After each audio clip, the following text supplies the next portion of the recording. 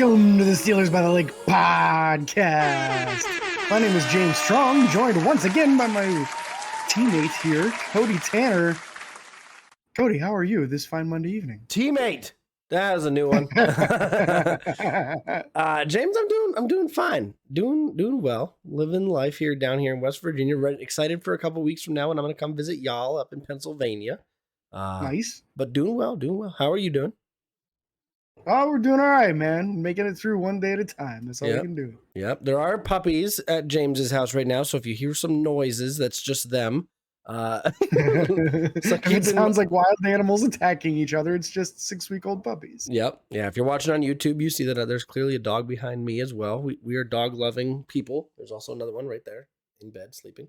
But yeah, we're here to talk exciting stuff, James. We got a couple Steelers updates, ex-Steelers updates, former players and stuff like that. A little bit of things before we go through the first 4 days of camp, because training camp's here. Yes, we finally have actual football going on, even though they're not wearing pads yet, but they're wearing helmets, so it kind of looks like it. James, when I saw the schedule release recently, I watched it. I've been watching the YouTube and following them. They do day 1, day 2 recaps of training camp. They interview some people. Day 2, they interviewed Alex Highsmith a lot, which was nice because with the fresh contract and everything. But I've been watching that, and I saw the list of days for people to come watch in the public days and stuff, and I saw, the Friday Night Lights, blah, blah, blah. I got triggered from last year, man. I got triggered. Man. It's so freaking fast. Never doing it again. That was a horrible experience for us. It's like the first time it's ever been rained out, and it's the only one I've ever gone to. So What are you going to do? And the practice the day after was rained out too, because we were going to go to that one as well. But didn't happen. So only 2 days that were rained out the entire season. Yeah, that's so dumb. But let's go ahead and start this off with this little bit of Steelers news. One rookie contract deal. Joey Porter Jr. officially signed. James and I had mentioned that last time that we thought that was going to happen. And guess what it did? Thank the Lord. Woo! We needed that one. Yeah. I didn't think for a second that there was going to be like a long holdout going on or anything like that. But nice to get that out of the way before training camp started. Another guy that signed, Arthur Maulet, signed a 1-year deal with the Baltimore Ravens. Only moves the needle as far as a communication. I'm sure they'll be trying to get information out of him about the Steelers defense. Yep. I honestly will be surprised if he makes their team, because they actually have some good slot corners there. And he's more of like a run defender that plays slot corner. Yeah. So, yeah, I'd be kind of surprised if he makes the roster personally. So we'll see if he shares any secrets in the meanwhile while he's in their camp. Yeah, weird move for the Ravens, but they're pulling a Patriot move there, in my opinion, James. Browns used to do that all the time, too. They always took somebody off the practice squad right before the game. Yep. Yeah, that's weird. It's a weird flex move for the Ravens. That's okay. My girlfriend will like it. No, she won't.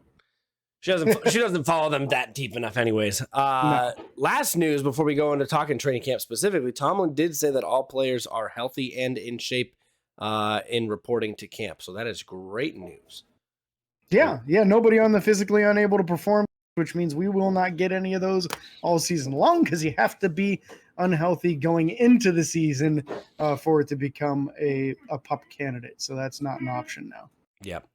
So we're going to talk day 1, go over day 1 news. So first thing on day 1, Minkah Fitzpatrick did get the day off. Now, I'm not sure if that was injury related or what, but James, you might have more information on that.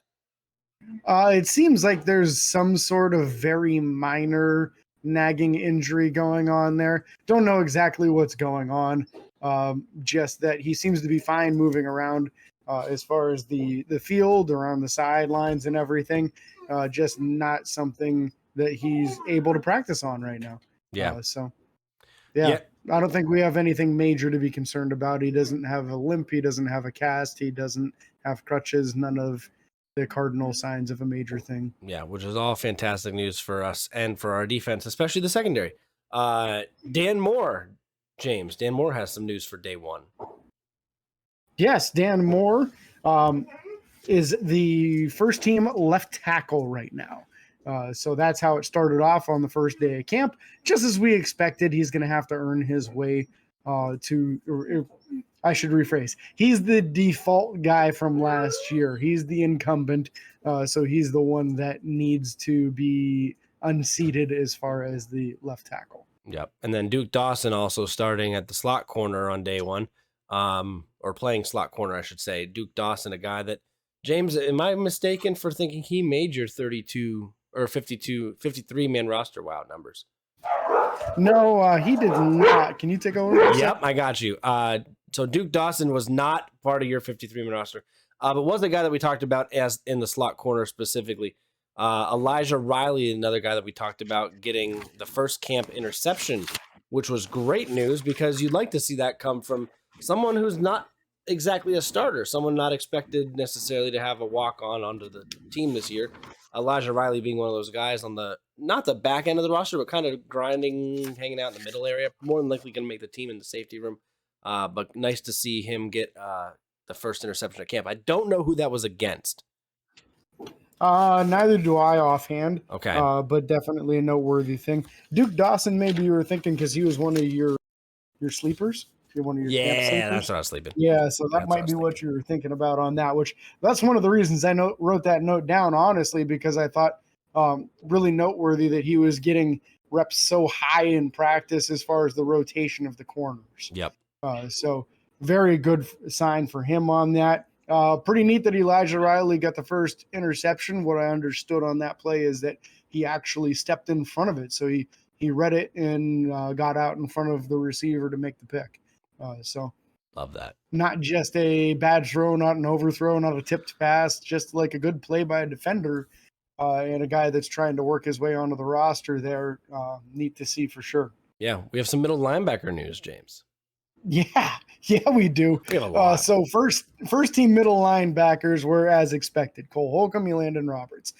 Second team, Mark Robinson, which is what we expected, and Chappelle Russell next to him. Really threw me off guard with Pittsburgh bringing in both Nick Kwiatkowski and Tanner Muse as free agents. I kind of expected one of them to be running with him. Tanner Muse being with the team basically all offseason so far. Nick Kwiatkowski, the more recent addition to the team. So I kind of expected that to be Tanner Muse, and it wasn't. And I thought that was noteworthy because I felt like maybe that meant that they weren't too impressed with either one of them so far. Now, granted, it's real early in camp. You don't really know 100%, but it was a tea leaf. Yeah. A tea leaf. And that's why I had it there as a note, which we found out to be a little bit more than a tea leaf a couple days later. But something I felt was noteworthy from day one in camp. Yeah, which we'll get to that more noteworthy conversation here shortly. Calvin Austin III on day 2, we're talking now. Calvin Austin III and Gunnar Olszewski had good days. Almost upsetting, in my opinion, that Gunnar had a good day. I don't want Gunnar back after doing what he did against his former team. You know, that was a revenge game for him, as much as it was for Steelers fans in general. Yeah, we always love to give it to the Patriots when we can, and fumbling the ball a couple times, man, that's rough. But yeah, especially on punt returns, because it's basically like the other team got a deep pass. Yeah. You know, you're giving the ball up and putting them in fantastic field position. That makes it tough to win a game. Yeah. Next news, we have some Broderick Jones news, James. Yes. So day 2, he was already getting sprinkled in at first team left tackle. So that's nice to see that he's getting opportunities so early. What I understand on day 2 is only a couple of snaps, 1 or 2 snaps near the end of practice. So nothing serious, but noteworthy that he was already getting snaps there. Spencer Anderson, the rookie 7th round pick, getting snaps exclusively at right tackle the first couple of days. Yep. So interesting because I think they listed him as a guard when they drafted him, but most of his snaps going at right tackle. Seems like some guys practicing out of position. Jared Williams, the offensive tackle, was practicing at left guard early on. So kind of guys getting moved all over offensive line so far. Yeah. Defensive line, Keanu Benton and DeMarvin Leal were both used as second team nickel defensive tackles, which is honestly really nice in my opinion. One that gives other guys, other veterans, a chance to take a break, and the fact that we might have somebody that to be able to come in and these guys get rotated in on these nickel packages is going to be nice. I think we've been very reliant on getting a pass rush out of certain players on the team and not had anybody in the back able to do that as well. And James, you mentioned it before that I think these guys are going to be able to have a better pass rush than we've gotten out of second team guys in the past, recent past at least, especially. Yeah, absolutely. That was my big takeaway on this is that was what I was hoping to see as the second team pass rushing D tackles. Keanu Benton and DeMarvin Leal seem to be the guys with the best resume of doing it. Some actual athleticism and pass rushing moves as well. So I'm really excited to see that the coaching staff has the same opinion of me on this, and they're not just throwing guys out there because they've been on the team the most. As far as seniority, that doesn't mean that they should be there in the position. So these guys getting the opportunity, I think, is a real nice upgrade. You're not throwing the same bodies out there just because they've been on the team.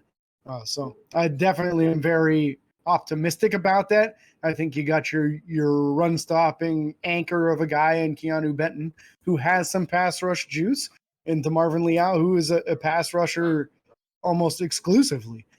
Has some ability against the run, but the ability to play outside linebacker and D tackle. I'm really excited about that combination on the second wave when Larry Ogunjobi and Cam Hayward come out for a breather. Yep. Yeah, absolutely. Outside linebacker Nick Herbig winning the edge and swatting passes, which is fantastic. Probably taking a few notes from TJ Watt. Let's be real here. Absolutely. More than likely getting a little bit trained up there by a fellow teammate. Day 3, a little bit more unfortunate news when we get to day 3. Damontae KZ injured his ankle, and running back Alfonso Graham falls on his right shoulder. We now know that it's a torn labrum. He moves to the IR officially probably here in the next few days. But that is not good news for Alfonso Graham, and unfortunate news for KZ. Yeah, also bad news for both of our 53-man roster predictions because we both had Alfonso Graham in that running back room. So we're going to miss in the running back room, unfortunately. Bad news for him. He looked like somebody with some good potential. Hopefully he gets an opportunity next season. Maybe even, you never know, if they don't move him to IR, if they wait until the end of the preseason, they put him on the 53 and then move him to IR, you can bring him off. If you put him on the IR, well, it's still preseason, he's out for the year. So that's the intricacies of that whole situation there. We'll see as time goes on what happens with that. They haven't made the move yet. That Nick Herbig news from day 2, it sounds like he's basically beating up on these offensive tackles. Now, I know he's going against backup offensive tackles right now, so he's seeing the second team guys more than he is the first. But it seems like they're having a hell of a time with him right now. So that's great news because there was a lot of question is will he be able to handle it at the NFL level with the lack of length that you like to see in an outside linebacker. Yeah. So far, so good for Herbig. He's really a handful for these offensive And listen, tackles. there's a chance TJ Watt gets a day off. Maybe Herbig will have a chance to run against the ones, and we'll be able to see that matchup. So I would look forward to that very, very much. In other news, defensive side of the ball, Kenny Robinson and Trey Norwood are both playing second team safeties again. Trey Norwood, a guy that we talked about, originally drafted as a corner, if I'm not mistaken, been being played a lot as the safety or a safety, nickel safety, different packages in the safety room. The fact that Kenny Robinson and him are second team safeties is saying that I think they're putting in the work and playing well. Enough to at least be getting those reps. I can tell you right now, Trey Norwood is not the person I thought would be getting second team safety reps, but exciting news for him. Yeah, and this has a lot to do with where things were at in camp. Talking day 3, Minkah Fitzpatrick still was not practicing yet at this point. Yep. And at this point, also, the injury to Damontae KZ didn't happen until the end of practice. So that was KZ and Keanu Neal starting at first team, Trey Norwood, Kenny Robinson as the number 2s. Got it. So good sign for both of them for battling for that spot, because you know what name we didn't mention so far in that safety room? That's Miles Killebrew. Yep. He's not getting reps highly on the defense in the safety position. Nope. So good sign for the other guys. Looks like Miles is going to really spot on special teams as he's running as the first team personal protector to the punter. Yep. And it is a starting position. So it is. He might work his way on at that position and kind of edge other people out. But we'll see how this all goes with the injuries and how things play out in the safety room here. Yeah, before KZ got injured, he was able to get a pick as well off a tip ball, so that's good news for him. Would like to see more of our safeties get involved outside of Minkah. I don't know the last time we got an interception by a safety in an actual game that wasn't Minkah Fitzpatrick. I'm not gonna lie. It wasn't last season. It was the season before. It was probably Terrell Edmonds when he got 2 in one game. It was. Yeah.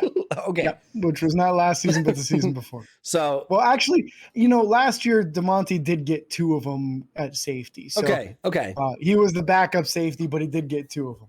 So we'll give him that for now.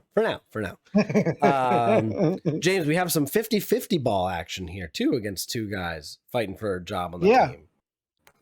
Yeah, when you're talking about these back end of the roster corners versus wide receivers and guys trying to vie for those last positions, man, it's a really important thing to see how you do in a 50-50 ball. We had the opportunity with Hakeem Butler versus Luke Barkoo. Luke Barkoo being the XFL guy that was on the Steelers roster right now. Hakeem Butler won the 50-50 ball. It was a deep pass to the sideline, just a jump ball situation. And Hakeem, they both got their hands on it, and Hakeem just kind of ripped it away from him. He's a big dude, man. He's a big, strong, tall, athletic dude. You expect those guys to win in those situations, and he did. Happy to see it. That's great for your 53-man roster prediction, as you had Hakeem Butler making the squad. I did not. That doesn't mean I don't like him. That doesn't mean that. I just didn't think he was going to make the squad. That's great fair. play by him. So excellent. You see more of that, and he will work his way onto that roster, no doubt. Absolutely. Second team corners, Cody. We saw Cody Trice and James Pierre. I wish his name was Cody. Corey Trice. You're right, because then you'd absolutely love him. Yeah. Corey Trice. Not saying I don't Corey know, but yeah. Now, this is saying that Joey Porter Jr., Pat Pete, and Levi Wallace are basically all starters at this point. They're kind of working them in and out.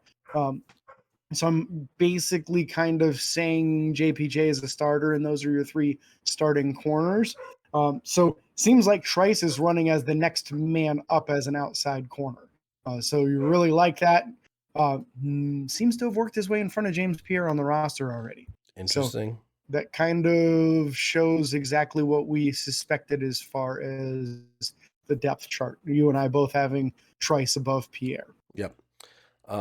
Middle linebacker news, James, that we talked about that was going to become a bigger topic later on. Steelers did sign Quan Alexander and release offensive lineman Jared Williams. Now, that's unfortunate for my 53-man roster. I had Jared Williams making the team.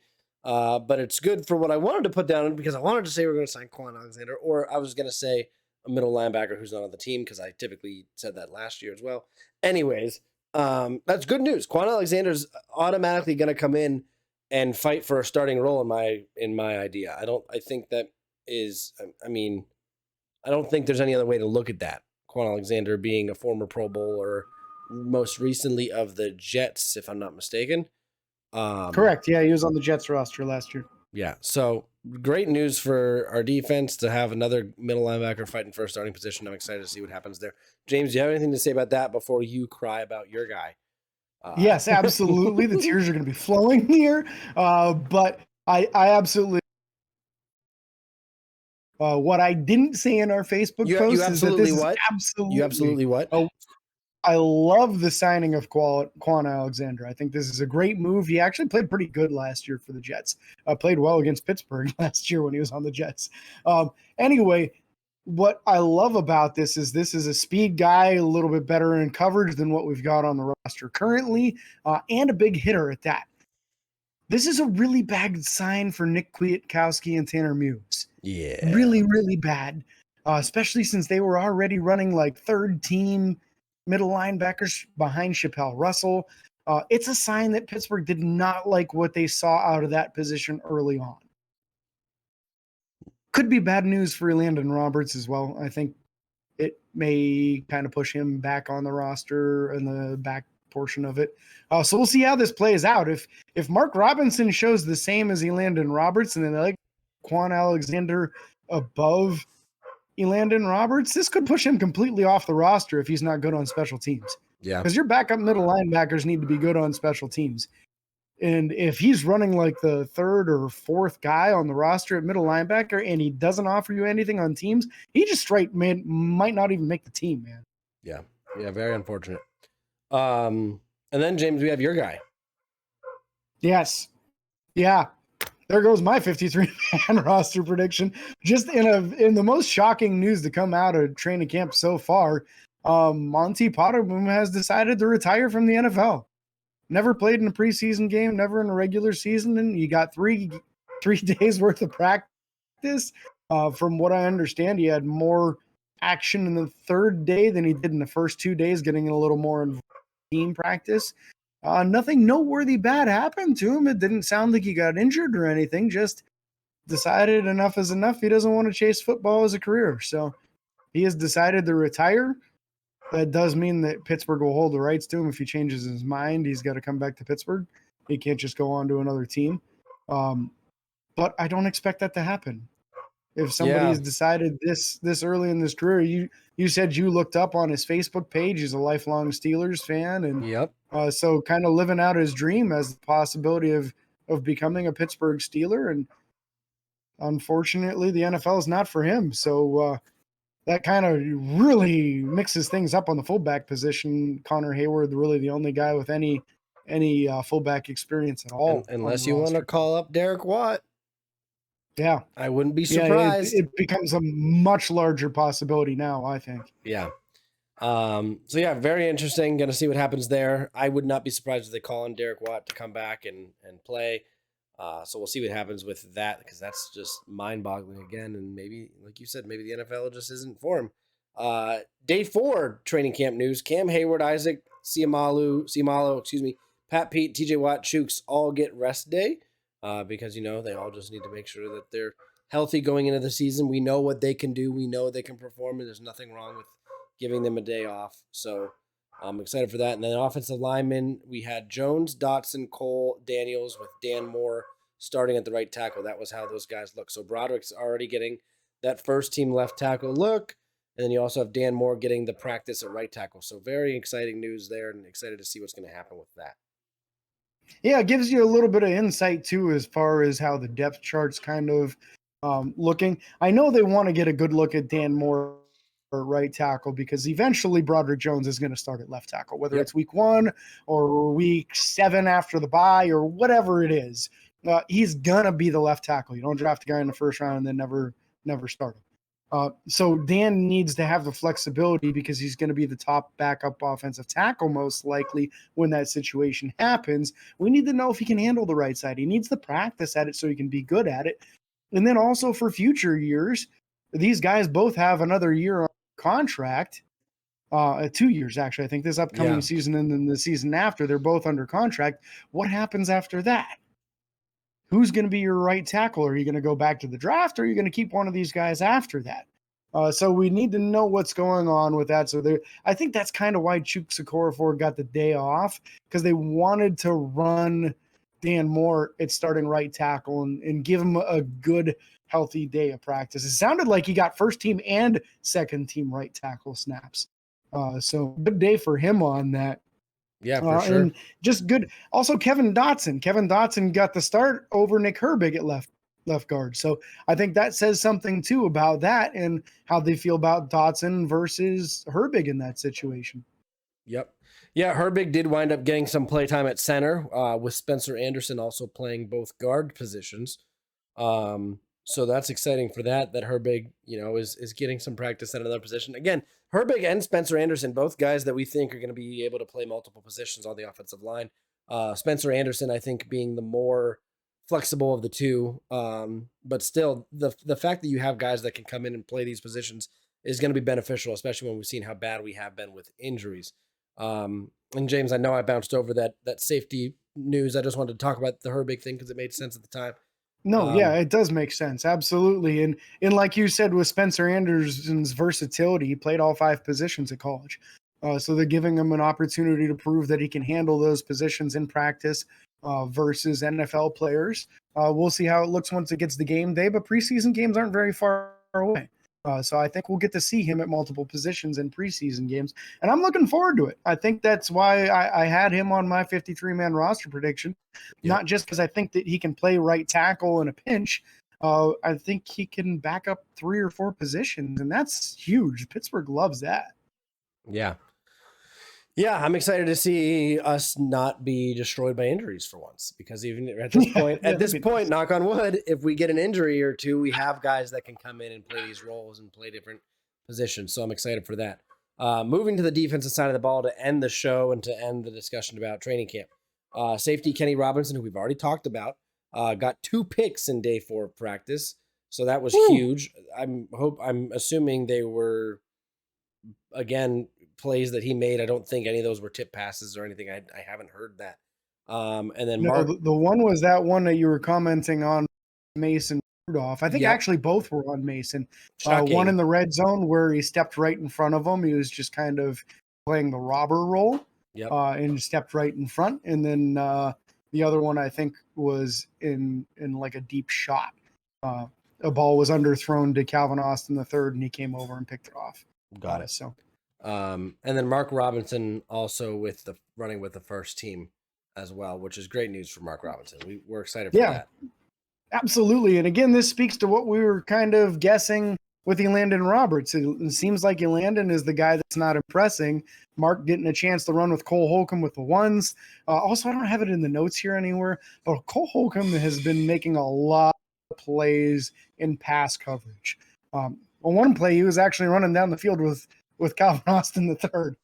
Again, Cole Holcomb was clocked in the high 4.4s, low 4.5s in his pre-draft process when he came out. This is a very fast middle linebacker. So I think we're going to be a little more impressed than maybe we thought when we get to see him on the field in pass coverage responsibility. Seems like his instincts are good. Good. We need that. We haven't I don't want to say we haven't had that in a while, but it feels like we haven't had that in a while. No, we haven't. Had it.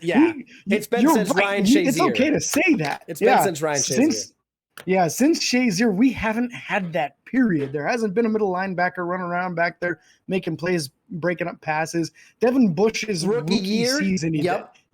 Rookie season, he made some plays. He made some picks. He batted some balls. And then after that, that seemed like that was it for him, and nobody else did it either.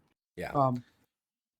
Last guy, Joey Porter Jr. having a nice camp already. He had an opportunity one-on-one with Calvin Austin III and ran with him stride for stride down the field, broke up the pass. It was a deep ball opportunity. He's making some nice plays already and getting a lot of work against this first-team offense, and I love that for him. If you're going to have him develop into a quality first-team or even your number 1 shutdown corner, put him against your George Pickens, put him against Allen and Allen Robinson, and let him go against these guys and see how he fares. Deontay Johnson, if you can cover Deontay Johnson, you can cover all those quick guys out there too. So love what we're seeing from him. Great to hear it.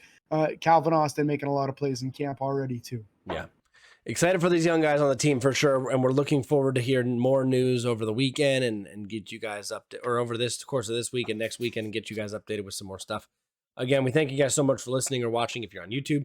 Again, thank you so much. Please subscribe, follow, and subscribe on Facebook, Twitter, Instagram, TikTok, and YouTube. That subscribe button is free. Sorry, Twitter's now Twitter X or whatever it's called. That's fine. Whatever it is. So again, thank you guys so much. And this is James and Cody signing off. Peace.